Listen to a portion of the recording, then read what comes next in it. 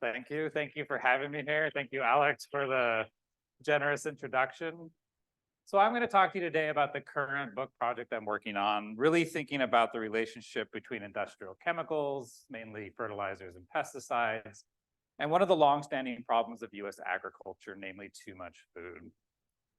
All right, so if you've been reading the news lately, or at least the news that I read on a regular basis, there's been a lot of chatter or what the Wall Street Journal calls the end of US corn in China. So what's going on right now is a lot of American agriculturalists are worried that the Chinese may pull completely out of the export markets, right? And that what China is buying is feed for cattle and feed for pigs and feed for animals. They're not buying corn to eat directly, right? It's going to some of these new and spectacular ways to raise meats, right? Some of the most intensive meat production being developed in the world today. But we can sort of do some back of the envelope calculations and think about how much corn this actually is. It's roughly 5 to 8 million metric tons of corn, worth about $5 to $6 billion. Roughly 5 to 7% of all the total corn output for the United States gets bought by China every year. And for the last few decades, China has been buying this corn. And it represents a really important export market for US farmers. To grow that corn, it takes about 1.5 million American acres. And I really want you to think about that today, to think about the physicality and the materiality of what it actually takes to produce food. Right? US agriculture is the most productive agriculture in the entire world. Right? We have really created some spectacular ecosystems. But to make these acreage productive, we have to pour lots of fertilizer on them, particularly anhydrous ammonia, right? Essentially just pure nitrogen. We have to spray them with lots of pesticides to make sure that those farmers can reach their potential yields. And increasingly, we have to pump them with more and more water, right? And this is becoming an issue, especially in the West Ogallala Aquifer region. That corn would eventually be harvested. It's going to be moved to silos, right? It's going to be graded, and you can actually see a couple different harvests here, different types of corn. But that's going to be shipped in train cars, eventually making it to the US ports and then on to China. The problem is, however, is actually not anything to do with US farmers. The problem is Brazilian farmers. This year, for the first time, Brazil will lead the export markets across the world. The US has dominated these markets for the last half century, right? And this year marks the first time that Brazil will do so, right? Corn production has doubled over the last 10 years in Brazil. And I actually want you to think about what that means. Corn production has doubled. Part of the reason it's grown so rapidly is there's been great investments in Brazil with soy. China has been dumping money in the soy, and mainly it's to develop the infrastructure of Brazil. Brazil can produce tons of food. Their problem has always been, how do you get it from the field to the ships and then on to China? And there are plans to expand, right? It's not just the fact that Brazil is producing lots of corn, it's the fact that China geopolitically might be trying to isolate the United States in some ways, which means that they're making bilateral contracts with Brazil, and a lot of people fear the eventual cessation of corn purchases. That took there was a lot of talk about this early this year because no one was buying corn out of China. That sort of picked up a little, right? So imagine you're this guy. This guy is Tom Vilsack. He's our Secretary of Agriculture. His role is to make sure that the American farmer is prosperous, right? What would you do if you were this guy and China fully backs out of the US corn market?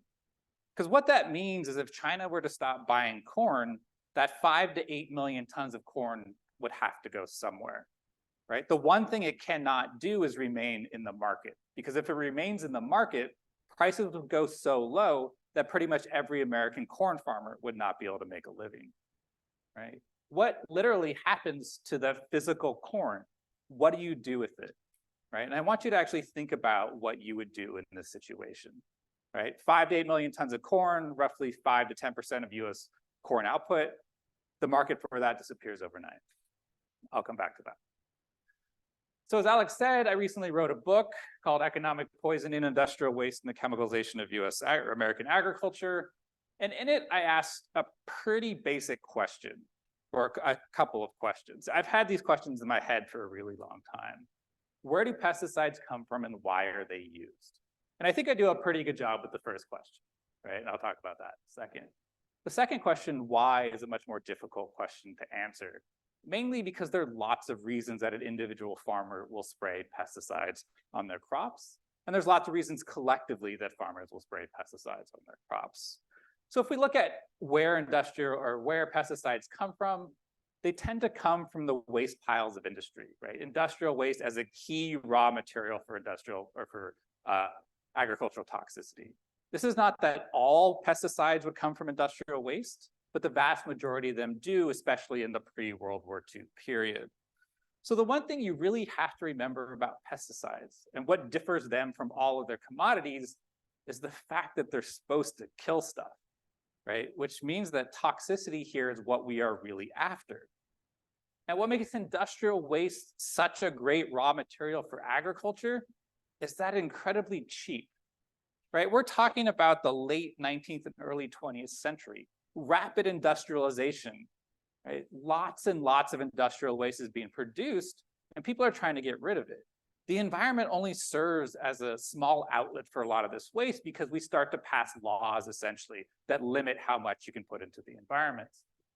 Industrial waste was very cheap, and this matters because if pesticides were too expensive, farmers couldn't use them. They already operate on such low margins that it wouldn't do any good to have an effective pesticide that's just simply too expensive. The other is that toxic waste is often, or industrial waste is often very cheap or toxic, right? It often was never meant to see the light of day. So by industrial waste, I mean waste produced in the production process, right? This is not, for instance, post-consumer waste. So this would be waste produced in the process of making the plastic bottle and not the plastic bottle itself. So we could think of the act of using pesticides in two ways then. So here we have a crop duster in the mid-1920s, right, spraying calcium arsenates. That arsenic comes from the smelting of copper all over the US South, right? These farmers are using arsenic as a way to kill the boll weevil, which will allow them to have larger and larger yields. But at the same time, the very act of using pesticides is going to spray industrial waste all over the farms and fields of the United States. So one of the things you also have to understand, it's the very industrialization of agriculture that's actually going to turn farms into a sink for industrial waste, right? Think about what's going on. Fields are getting bigger. They're becoming more monocultural. People are planting the same crop in wide acreages.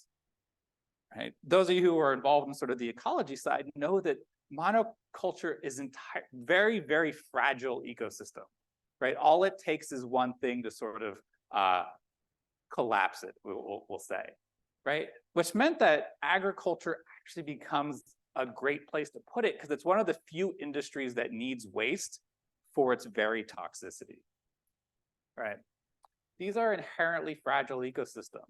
The same crop planted the same over and over and over, right? Incredibly fragile ecosystems. And what that meant was by the early part of the 20th century, for a lot of crops, toxicity became required to produce them, right? By the time the 20s and 30s roll around, you basically cannot produce cotton unless you're going to spray it with arsenic. It just won't work. And thus a rapidly industrializing agriculture needed toxicity to maintain its form. And it still does today. I'll give you a good example.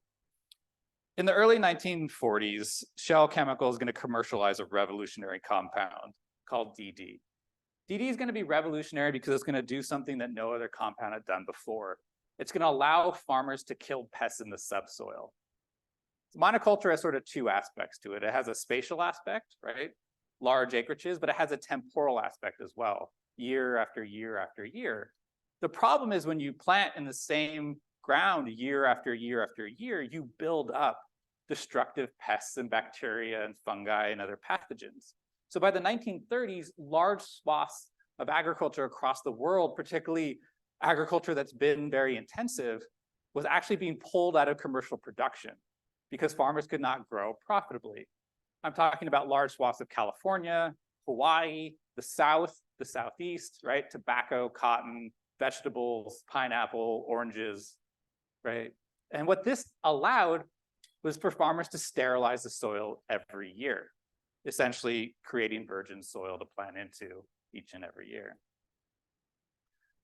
So there's a couple conclusions you can sort of take away from my book. The first is that by the end of World War II, toxicity had become really integral to US agriculture. It increasingly held the whole thing together, right? It's sort of hard to maintain this form that we all sort of know without agricultural toxicity.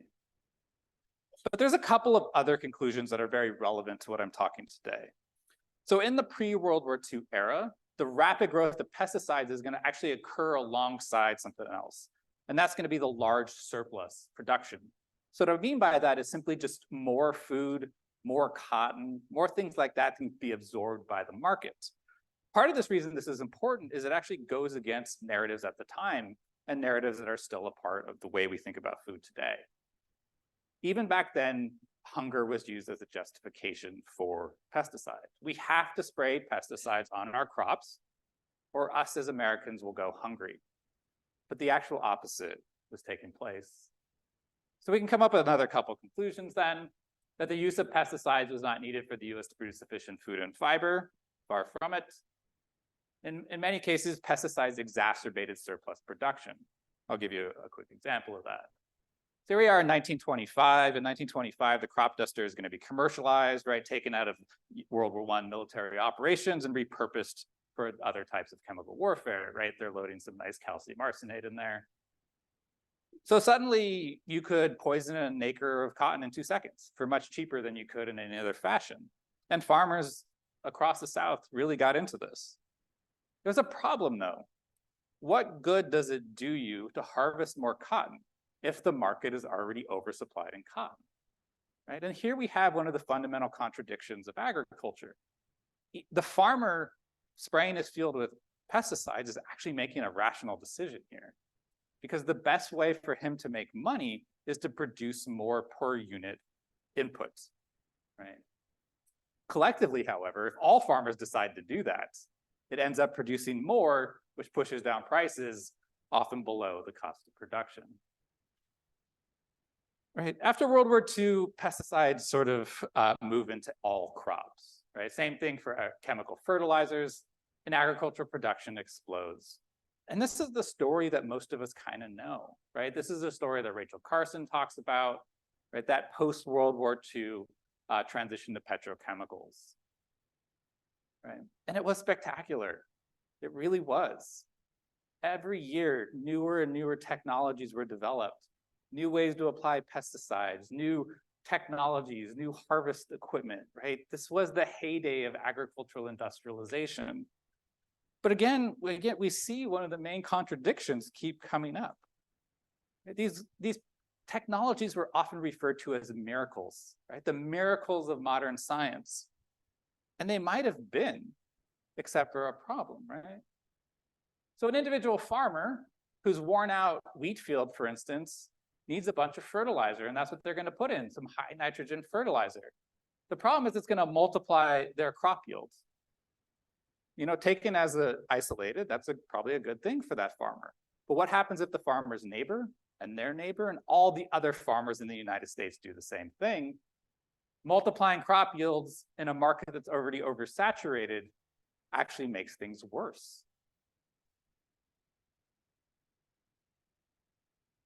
Agricultural consumption exploded, consumption did not, right? You suddenly didn't just get hungrier and hungrier. Essentially, there was more food and farm products than there were mouths and markets for them. There was no place for this food to go. And it comes down to a really basic point about food, right? Food is, as ag economists in the mid-century would say, extremely inelastic. And all this means is that just no matter what your income is, you all consume roughly about the same calories, somewhere between 2,000 and 3,000 calories per day, right? As your income goes up, you may go up the protein ladder from, beans to ground beef to sirloin to filet mignon, but you're still eating roughly about the same amount of calories, right? If food gets cheaper, you don't go from 2,000 to 5,000 to 10,000 to 20,000 calories. And that becomes the big problem, right? You can't actually get this off the field into people's stomachs because that's sort of limited by basic human biology. Collectively, this becomes known as the farm problem, right? And here we have Edward R. Murrow, the famous newscaster, putting on a program about that. It's often subtitled here, The Crisis of Abundance. A mountainous farm surplus, depressed prices, and declining status of the family farm today present, in the words of President Eisenhower, a direct threat to the well-being of all our people. And of course, the federal government isn't gonna sort of just let this happen. They're gonna step in and try to solve some of these issues. Right? There's gonna be both government and private sector responses to these things. All right, and this is where those of you thinking about what to do with those 5 to 8 million tons of corn might sort of have some answers. Well, you could actually take inelastic demand and turn it into elastic demand by turning those farm products into industrial products. For example, ethanol, which has happened in the 20s and 30s and 40s and 50s. There were large government-sponsored programs to do this. So those of you who are thinking, well, maybe we can turn that corn into ethanol, right? Yeah, ethanol market can probably absorb a little, but it too is already oversupplied and doesn't really function without government subsidies in the first place. And this is gonna happen to lots of different crops. In the 1920s, it would take on the title of chemergy, essentially putting chemistry to work for the benefit of farmers, right? Henry Ford's gonna make a car out of soybeans. And we already kind of live in this world. Right? Soy and corn has been turned into thousands of different products. But it's not just that, it's citrus, it's everything people imagine other products we can make from these things. So that might take a little off the markets. One of the other things that's really gonna happen after World War II is there's gonna be an explosion in meat consumption, right? So if there's a bunch of food out there, if we can't get it into our stomachs, let's put it into animal stomachs, right? And convert it that way. But this can only absorb, again, a certain amount. And the problem with this is for cattle, it might take 18 months to a couple years to actually ramp up production. And agriculture is producing 10% surplus year after year after year, even as yields continue to rise and rise and rise. If you were really clever, you might even thinking about creating an entirely new kind of meat, right? Chicken. Chicken is a novel meat. Historically, people have not eaten chicken. Chickens were grown for eggs. Yes, farmers often would eat chickens. They would cull their roosters and they would make chicken soup out of old hens. But the idea of eating chicken on a regular basis was relatively novel until the 1950s, when a couple of people in the North, right, who had excess capital and excess feed, figured out that they could start an entirely new type of meat. And it's gonna be a good source to absorb some of this as well. But again, it can only take on so much. You could give it away, but there's lots of problems of giving away food. Part of one of these initiatives was the school lunch program that's gonna give poor Southerners food, particularly for lunch. But also think about the added expense it takes to take that food from farmers' fields, to process it, to ship it, to store it, and eventually turn it into meals is actually quite expensive. And again, giving kids lunch at school is going to be nowhere near enough to absorb a lot of this excess surplus. You could try to give it away overseas or find new export markets for it.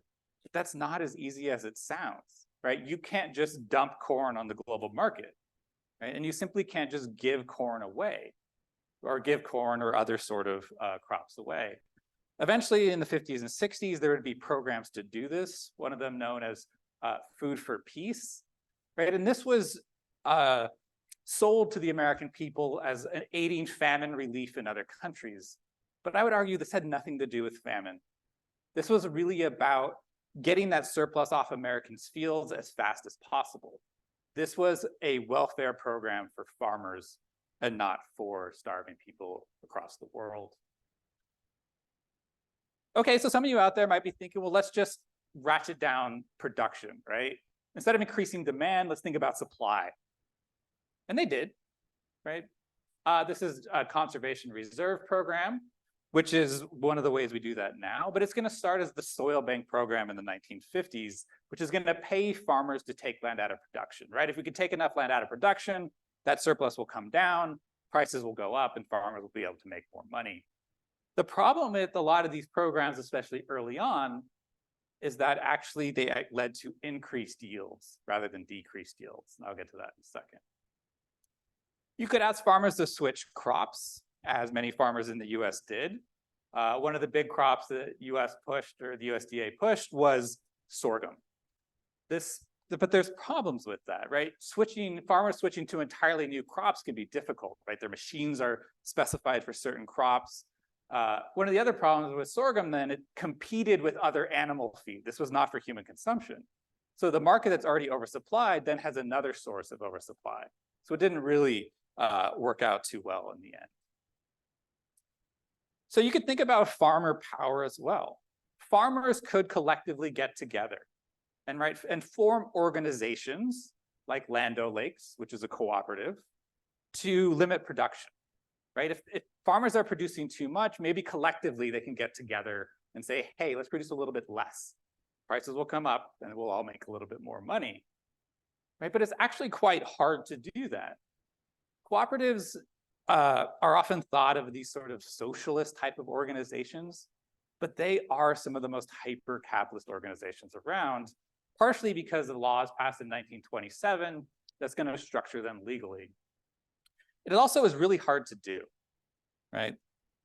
And it's going to matter by crop. So it's easy to form a cooperative, for instance, around citrus in Southern California, because all of your cooperative members are in a 2-hour drive from your headquarters. On the other hand, if you're going to try to organize all corn growers across the United States, that's going to be a lot more difficult. Those laws that were passed in 1927 gave cooperatives firm legal standing in the United States, but eventually that same laws that were passed would undermine their power to control production. The Supreme Court essentially would do that, which is why Sun-Made Raisins found it easier to control production with a bunch of thugs at night and a billy club. After World War II, the government's going to sort of step in to do this. They're not going to limit production. What they're going to do is limit marketing. They're going to come up with these things called marketing orders. So essentially what that means is the federal government is going to go onto farmers' fields, in this case, raisins, and take them. They're not going to buy them. They're just going to take them and not allow them to go on the markets. By limiting production, you're going to raise prices. This just didn't happen for raisins and grapes and cherries and walnuts and almonds, right? Pretty much every crop coming out of California is eventually going to have a marketing order. You could get people to try to buy more food. Maybe not eat more food, but buy more food. And the grocery store in the post-World War II era becomes that key way to do that. How do grocery stores make money? They make money on turnover. The faster that food moves through the store, the more money they make. And this was designed like that way on purpose because food has such low margins, right? And other scholars have written about this, right? How do you get people to buy more food than they actually need? And there was it wasn't just the grocery store, it was everything sort of behind it as well. So in 1936, the US is going to pass the Motor Carrier Act. The Motor Carrier Act is going to set freight rates for all goods shipped in the United States. It's going to be the foundation of that post-war growth of unions, especially in trucking. It's going to explicitly exempt agricultural goods from that, though, in order to, as it says in the law, to move those goods off of farms as quickly as possible to grocery stores and other processors, and then on to us. You could create an environment in which we all waste food, right? Yes, food waste is abhorrent. Yes, it uses resources, water, fertilizer. Yes, it uses immigrant labor to pick. We waste roughly 30 to 40% of everything we buy. But food waste is actually a fairly good way of reducing surplus on Americans' farms.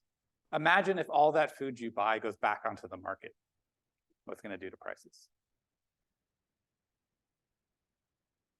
So part of this was not just the plans and the programs and the laws, but the very narratives that surround food.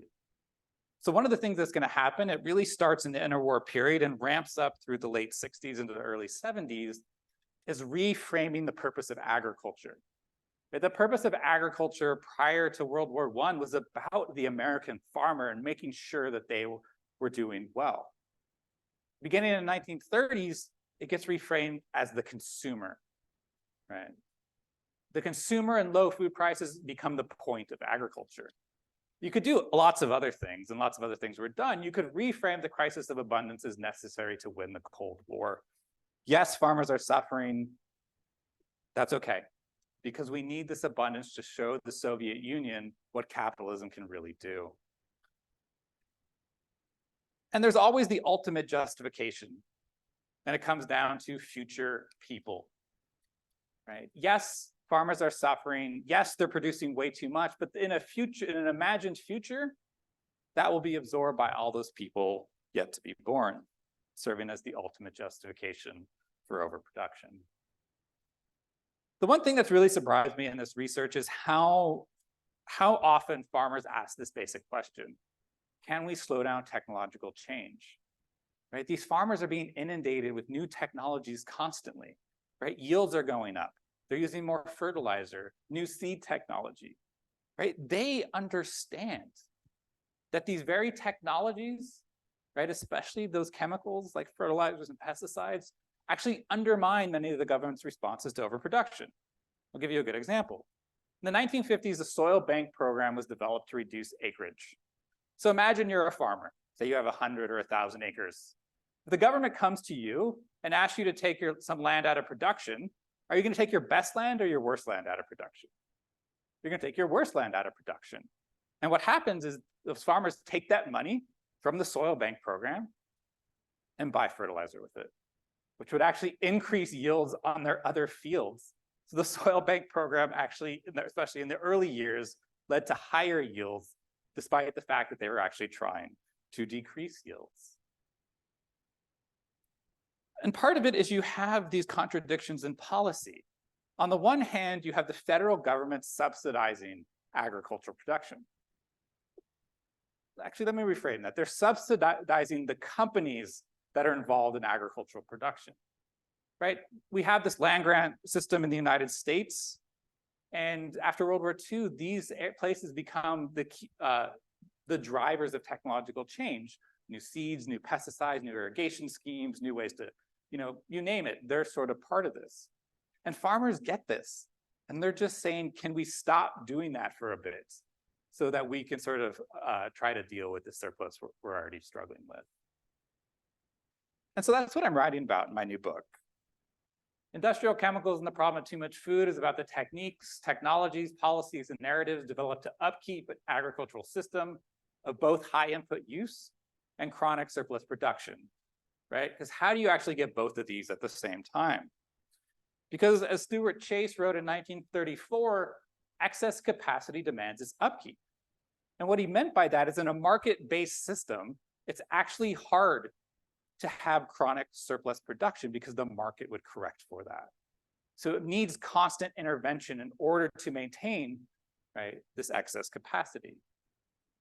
And so I have sort of one guiding question for this book, is that if industrial chemicals are driving surplus production, how do you maintain an agricultural system that uses more and more chemicals each year while not totally devastating the American farmer? And I'm a bit disingenuous with that last question because there's going to be explicit policies in the 50s and 60s to actually destroy certain segments of the American farmer. It all comes down to one basic set of facts. You need money to buy chemicals, and you need to sell your crop for a profit to have money to buy chemicals. But how do you buy chemicals then if you can't sell your crop, or you have to sell your crop in many cases for a loss? Well, we can go ask a farmer. Right? We can go to Illinois in the middle of the 1950s, this is 1954, and ask Bob Whitmore. Bob Whitmore was an Illinois corn farmer who was interviewed for an article in Life magazine about the miracles of modern technology, particularly new anhydrous ammonia technology that was resulting in the highest yields ever in US agriculture. And the reporter goes to great lengths to describe the crop. right? The depth of the green, the lushness of the plant, its height, the size of its ears, right? Reporting that in 1954, Bob will have the largest crop that he's ever had.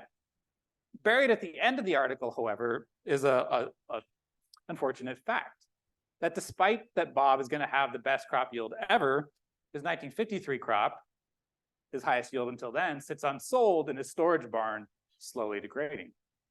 So how did Bob pay for chemicals? How did Bob buy seeds and pay his mortgage and buy his tractors? It's because he kind of had sold this crop without actually really selling this crop. And what I mean by that is Bob had used this crop as collateral and essentially taken out a loan from the Commodity Credit Corporation. The Commodity Credit Corporation is a federal corporation, like the post office is. It was a wholly owned US federal corporation created in 1933. It's based on the idea of the ever normal granary, which Henry A. Wallace, then the Secretary of Agriculture, read about in a PhD dissertation about the economic principles of Confucius. So the time period we're talking about is roughly 2,000 years ago. And the reason this sort of works as an analogy is during the Han Dynasty, there was essentially private ownership of land, right? And they had a lot of the same issues as we did. So the ever normal granary was a way to address the sustainability of market-based agriculture and the unpredictability of nature. Anyone who grows food sort of knows this to be true. You can do the same thing year after year, but whether it rains or it's dry or it's hot or it's cold, right, your yields are going to be different. So I've been spending a lot of time in ag economics journals, and I always like how they sort of put it. The programs were designed to correct the inaccuracy with which the ordinary laws of supply and demand kept the production of farm products adjusted to changes in the demand for them because of unpredictable fluctuations in yield per acre. Essentially, nature is unpredictable. That's what they're getting at. The big difference between the Han Dynasty issues and the issues facing US agriculture, however, was there was no bust years anymore. Every year was a boom year. Right? These programs were originally designed to stabilize prices, right? But what do you do if every year there's more and more goods? So that was the basic idea of the Commodity Credit Corporation, would help stabilize prices, which was supposed to increase farm incomes over the long term. What they would do is they would make carrying loans to farmers. So essentially, Bob would get money. He would sort of sell his crop to the Commodity Credit Corporation. They're non-recourse loans. So if Bob didn't pay his loan back, the only thing they could do is take his crop, which happened more often than not. They controlled the ability of farmers to put crops used to collateralize loans on the market. So if Bob wanted to actually put his crop on the market, he couldn't until the CCC released a tranche of new corn or wheat or tobacco or things like that. Loans were for 52 to 75% of the parity price, and that matters. Parity has a specific meaning in agriculture. So parity is about economic justice for farmers. So what's going on in the middle of this 20th century is that farmers are losing their place in society, both as sort of, the bastions of America, but also from an economic standpoint. Parity in this case is based on farm income from between the years 1910 and 1914, also known as the golden age of American agriculture, the last time farmers essentially made a decent living. In 1938, it's going to be authorized to borrow $500 million, and it's now authorized today to borrow $30 billion. Early crops included all sorts of stuff: wheat, corn, cotton, tobacco, cattle, hogs, milk, and milk products. But by the end of the 50s, essentially extended to most products produced in the United States. After World War II, it's going to be rechartered again in 1948, and they're going to coordinate essentially the export markets for US agriculture, the buying, storage, and dumping overseas, right? When Obama tried to open Cuba, right, to sort of more friendly relations, some of the first people there were potato growers, right? And who accompanied them was representatives of the CCC. Interestingly, it quickly became the largest domestic spending program outside of defense. More than spent on education, more than spent on anything else going on in the United States, were these loans for the Commodity Credit Corporation would give to farmers. Eventually, they would build a massive system of commodity storage systems across the US, where they would essentially, instead of leaving those crops on farmers' fields, would buy all of them up and just store them. But one of the problems with agriculture and food is that it degrades over time, right? It's not like storing a bunch of tires in a warehouse. One of the interesting things is the CCC actually only has a few employees, despite its sort of $30 billion budgets. They essentially, USDA employees essentially serve double roles.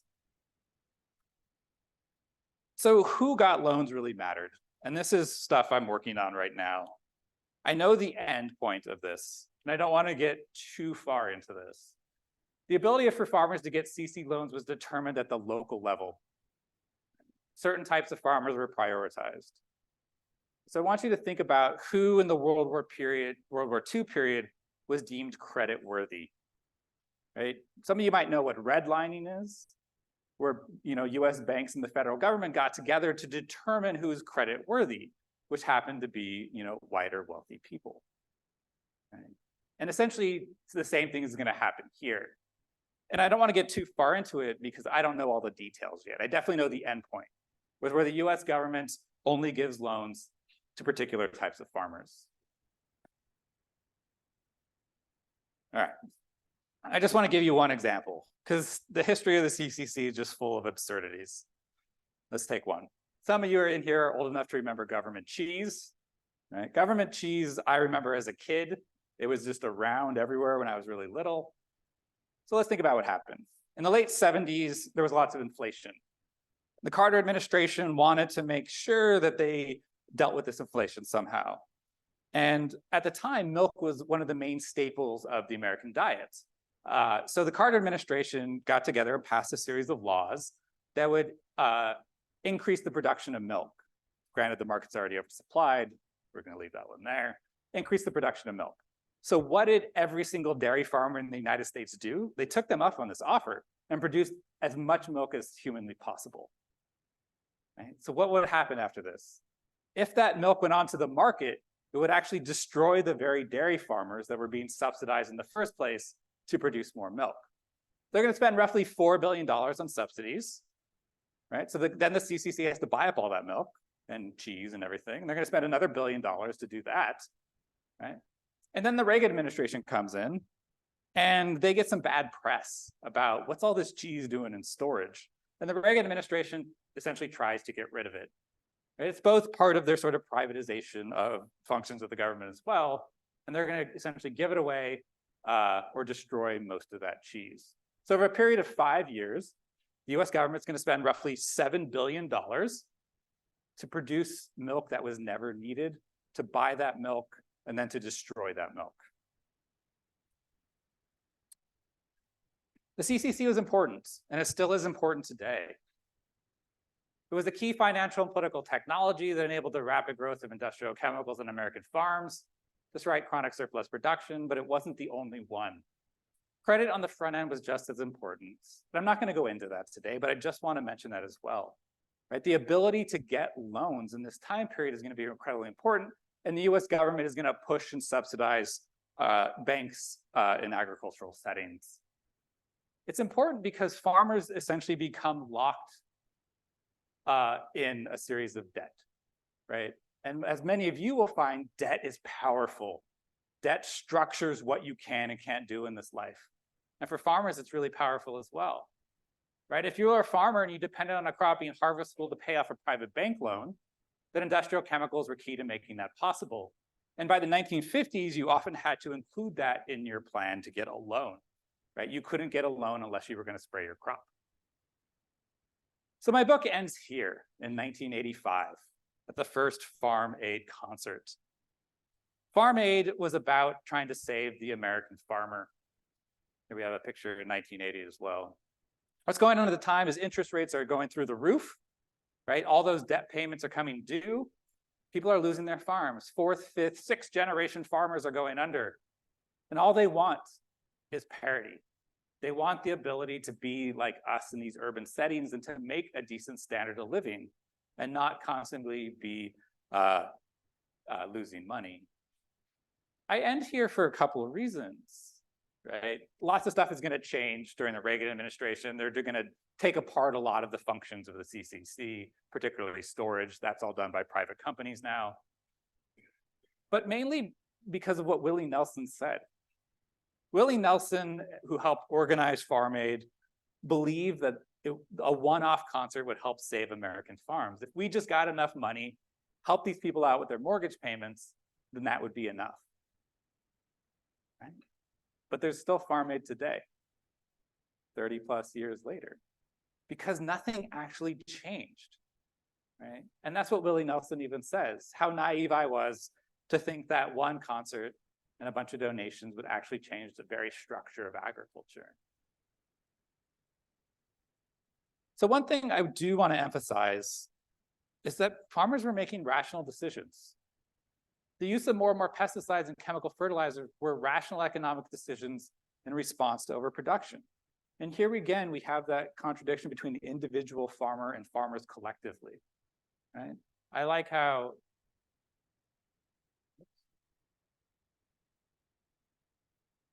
Jim Goodman, who's a dairy farmer, put it. If farmers got paid a fair price, they wouldn't need to continuously overproduce just to make more profit per unit of production, because they'd be getting a fair wage for whatever they did produce. We'd eliminate a lot of the surplus we have in dairy, beef, and commodity crops, and we could grow a lot less, and we wouldn't need to be looking for alternative uses for the things we grow and trying to get people to eat more meat and more dairy products. A fair price, right? In other words, it's the very overproduction and the response to overproduction that's actually driving the use of fertilizers and pesticides. So in other words, why are pesticides being used in this time period? It's because we're producing too much food, which goes opposite to many of the narratives at the time that we need fertilizer and pesticides to feed the nation. We still have not solved the crisis of abundance. And you know how I know that? It's because the very programs that were put into place that were often sold to the US Congress as essentially temporary programs are still around today. The CCC is still one of the most important functions in agriculture today, right? Again, we've spent tens of billions of dollars every year to try to deal with the crisis of abundance. So if there is one thing to take away from this talk, right, as you make your way homes, as you make your way to other classes, as you ponder tonight, it's that the current shape of our agricultural system, the way our grocery stores look, issues with diets, farmers' inability to make much money, right, is actually not the result of not having enough. The problems we have in agriculture are because of too much, right? And we still haven't figured out a way to deal with that. Thank you.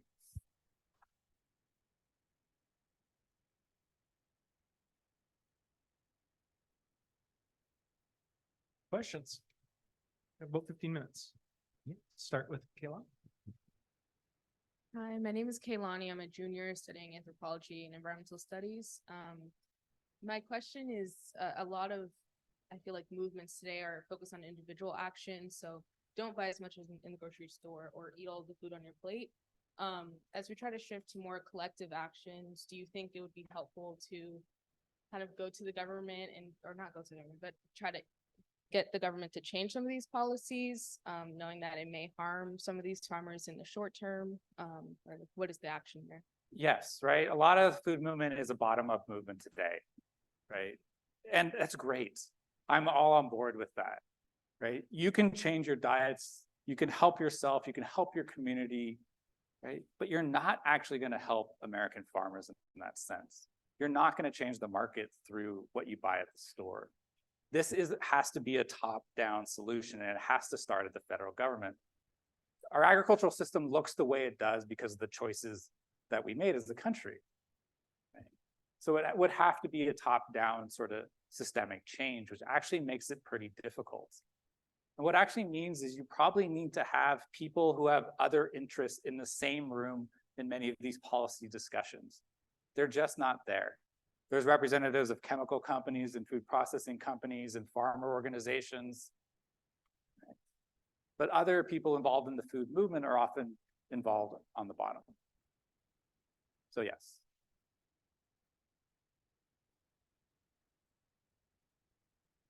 Hi, I'm Alexandra Thorne. I'm at the nutrition school. Really interesting talk. I have two questions. The first one is you were talking about the use of pesticides, which had been industrial byproducts, but you were highlighting arsenic, which I think is now illegal to put on the field. And so I'm wondering if that also applies to more modern pesticides. The other question has to do with an initiative at Tufts working on researching cellular agriculture on the theory that we can come up with a better way of making meat. And a lot of the conversation has been about, can we scale this up enough to bring prices down so that people will buy this instead of meat? And I was wondering if you could kind of align that with your story about overproduction and encouraging the market for meat and kind of weave those together in some way. Yes. Okay. Well, let's think about that first question first. One of the issues with waste is a temporal category, right? One thing that can be waste can then become necessary and it can go back to waste, like arsenic did. So yes, for the most part, modern petrochemical based pesticides were a waste product, especially early on, because what people were after, you take a barrel of oil out of the ground, you're only interested in a small percentage of that. A lot of that other stuff is going to be, at the time, blown off into the air. So in places like California, that's going to be the sort of epicenter of petrochemical research in the post-World War II period. Part of the reason it's there is because they're producing so much oil. And California passes a law that says you can no longer waste natural gas. They were trying to limit the production of oil. But what that did is it incentivized Shell and Chevron and these other companies to figure out new uses for these waste products that they were then having to capture. And what they come up with is petrochemistry, right? So yes, it is a waste product, but it would not be considered that today. It's just part of oil production. And now we might even think of into the future as the energy part of oil might become the least valuable part. And it's actually those petrochemicals that are the more valuable. Cellular agriculture, I don't really know what to do with that personally. To me, cellular agriculture is a bunch of tech people wanting to make a bunch of money, right? The markets across the world are oversupplied with food. And it's hard to imagine that because the rhetoric has always been, right? We all see it. In the year 2050, there's going to be X number of billion people, and those billion people are going to have rising incomes, and they're all going to want to eat meat. So we need X number of more food, right? But at least on the ground today, that's not true. We're producing more food than globally we need. People go hungry because food is not distributed very well and other sorts of issues, purchasing power. I'll give you another way. Wheat is cheaper today than it was before the Ukraine war started, right? How is that possible? Because there's already way too much on the market. Brazil's going to, double and double their corn production. So yes, do we need cellular agriculture? I don't really know, right? There's massive problems with actually trying to do it in the first place, right? Maybe we just simply eat less meat.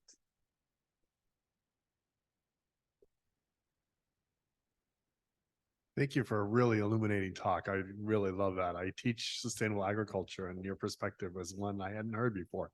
So my question is, how would your story change if you were to think about vegetables and not commodity crops? And the second piece of that is, does the story change if you're thinking about El Salvador or some country or is overproduction a global phenomenon?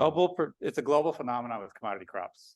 Wheat, corn, cotton, all of these things. With vegetables, it's similar as well, right? Vegetables are slightly different and how they're produced, but we produce more strawberries than the market can handle, more cabbage than the market can handle, more lettuce than the market, still to this day, right? So a lot of these issues and prices, there's problems with prices, right? That farmers cannot sort of get that money back. So it's a little bit more complicated with some of the fresh vegetable crops, but yes, it's still an issue, right? But that becomes complicated because it's really hard to store fresh vegetables versus grain or cotton or something like that, or cherries or things. Yeah. Can I add on a question? I'm sorry. It's a bit speculative, but one through line of the story you're telling us here is that at least since 1914, not only has overproduction a driving issue, but tied to that is low margins for farmers, Yeah. right? And we have all of these infrastructures, technologies, and policies to deal with these low margins. So what does high margin agriculture actually look like? It looks less intensive. I mean, that's what it comes down to. I don't know what that form is, but it looks less intensive. Okay.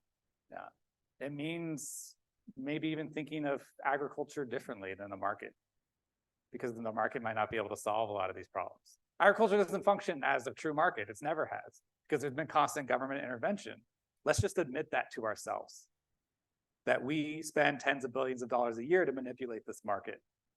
So maybe let's just think about how we do that in a way that actually gives farmers more income. Well, thank you very much. I have a question, whether Cabot Agrimark limits production, and if so, how?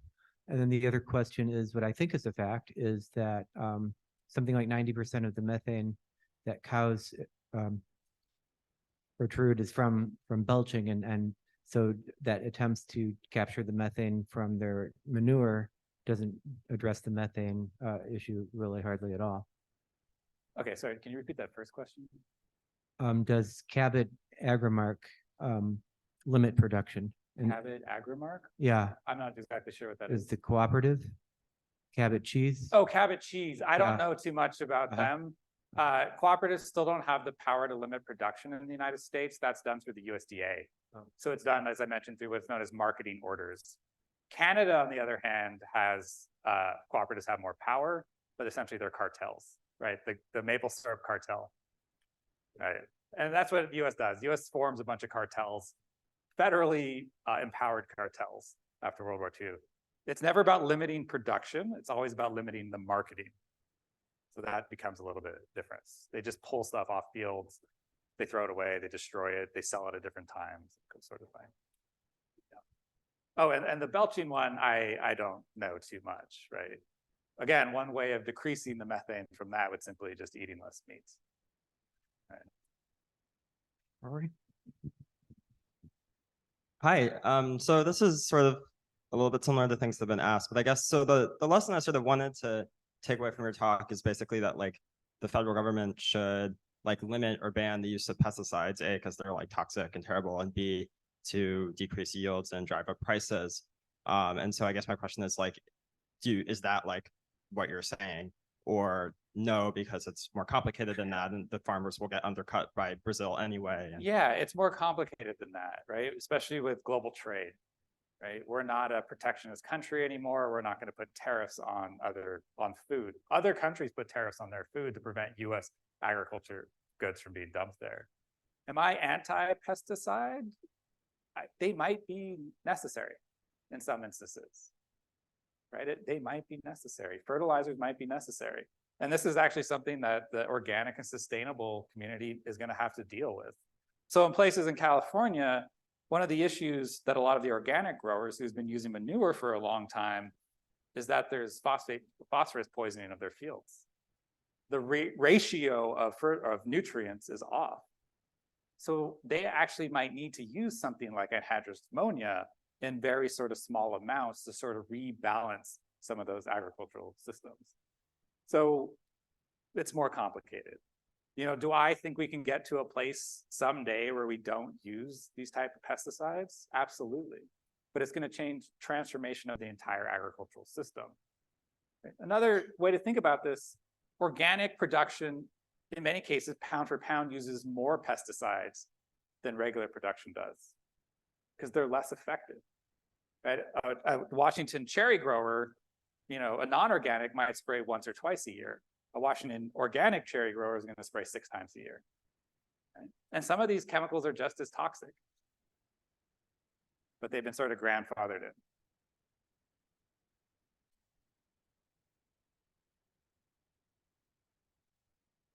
We have a couple of online questions. So this one comes from James Rice, who says, "Great talk. I really enjoyed your first book and look forward to the next one. Could you say a bit more about how your work is in conversation with Linda Nash's Inescapable Inequalities, thinking about labor, And with Bart Elmore's seed money, I'm gonna mess up this word, Monsanto's past and our food future, thinking about corporate strategies. Yeah, I mean, it's a way of reframing that is who benefits from the system we have now, right? Who are the winners in this system, right? Because most people lose, right? Consumers lose, we get unhealthy food, farmers lose, immigrants lose. Who wins? Fertilizer companies, food processing companies, right? Monsanto, right? As Bart Elmore talks about. So yeah, the system has been designed to benefit certain players, right? It's just not it's not the American people anymore. But I want you to go back to what I said. It's couched in benefiting all of us, because if the point of agriculture is low food prices, right, then that's supposed to make us happy. Because most people don't want to pay more for food, do you? Right? We've been conditioned to only spend very small amounts of our income on food.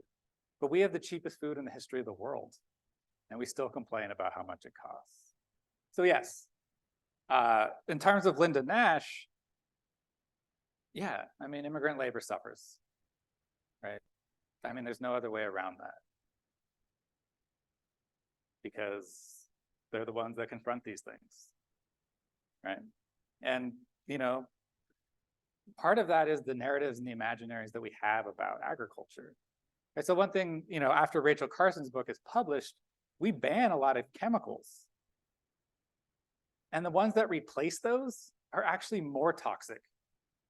They're more toxic to people. We took birds and we tried to save them, but who dealt with the issue was the immigrant labor, right, that had to deal with it. It doesn't do any good to ban a pesticide if the system is just running along. All you're going to do is substitute one for the other. And that's a point I make in my book as well. It doesn't really matter whether that toxicity comes from calcium arsenate or DDT or any of the new sort of pesticides, right? The issue is that agriculture needs toxicity to function, right? So how do you change the system itself? Maybe decrease that need or that demand for toxicity. We have a bunch of questions looming, but we do have to cut it off at 1. We're very strict, but Dr. Romero will stick around for further questions.